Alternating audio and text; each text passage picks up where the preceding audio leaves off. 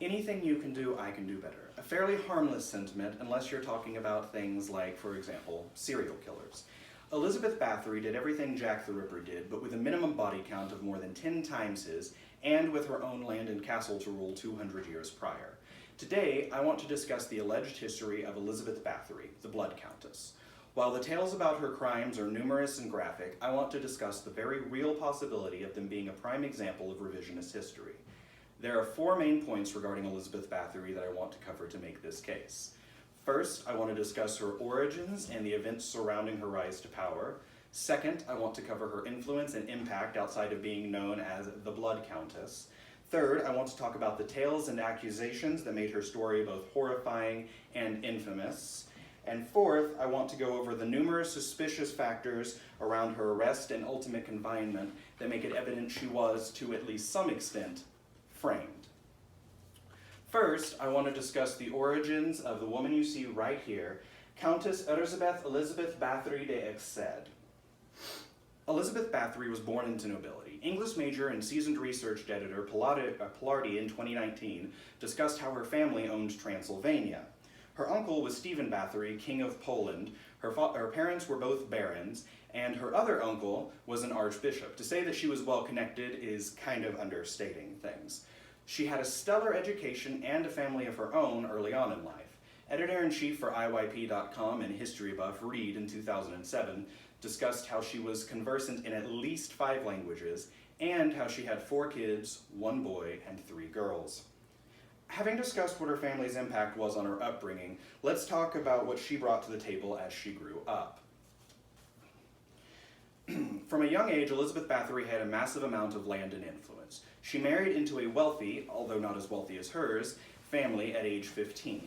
PhD and author of Infamous Lady, The True Story of Countess Elizabeth Bathory, Kraft in 2009, notes that her husband gave her Shaktis Castle and 17 accompanying villages as a wedding gift.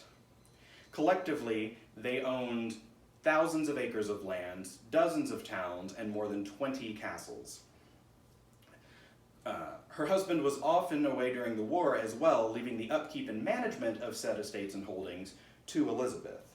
Kraft also writes in her papers how Elizabeth was responsible for the day-to-day activities such as letter writing, bill paying, staff upkeep, document review, receiving visitors. She was even responsible for things like all of their holdings, dispute arbitration, and matters of diplomacy. So she was a really big power behind the throne, so to speak.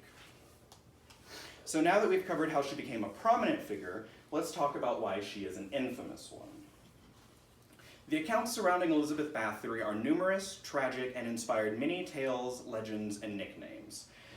Tales of her exploits range from disturbing to almost comically absurd.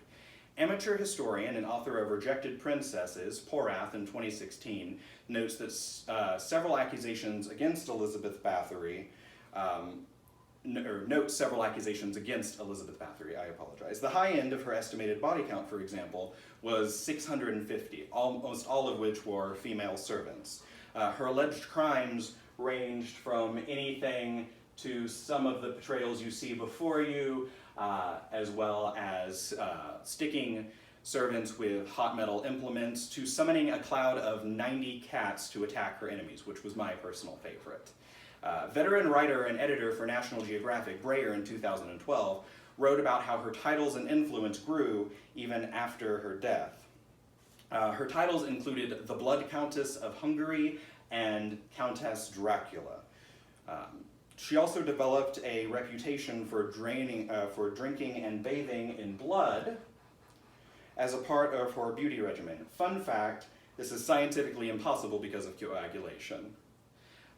Elizabeth Bathory and her husband, having discussed her historical rise from child of extreme prosperity and social standing to infamous nightmare figure, let's discuss the possibility that the narrative was unfairly thrust upon her.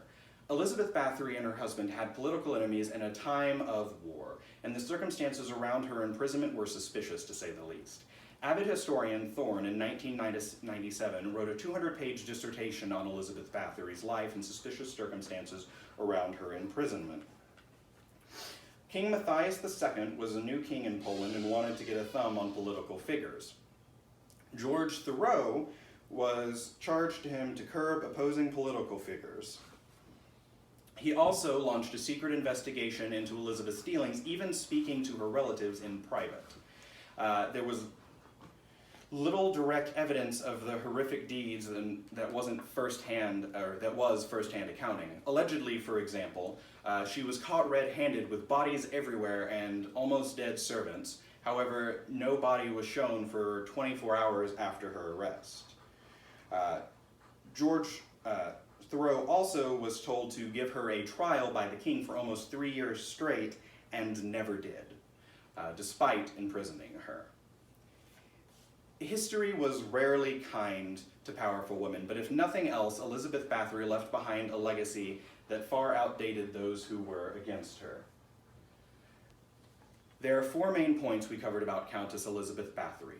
First, we talked about her origins and her rise to power. Second, we discussed her influence and power before the infamy.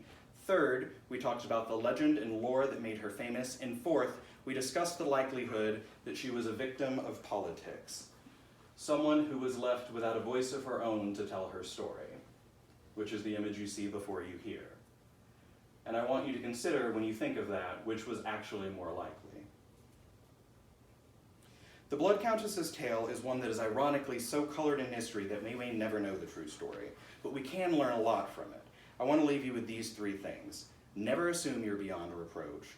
Always validate information before deciding a person's character. And lastly, if some of the stories about her are true, then I strongly implore you to consider the virtues of cleaning up before having company over.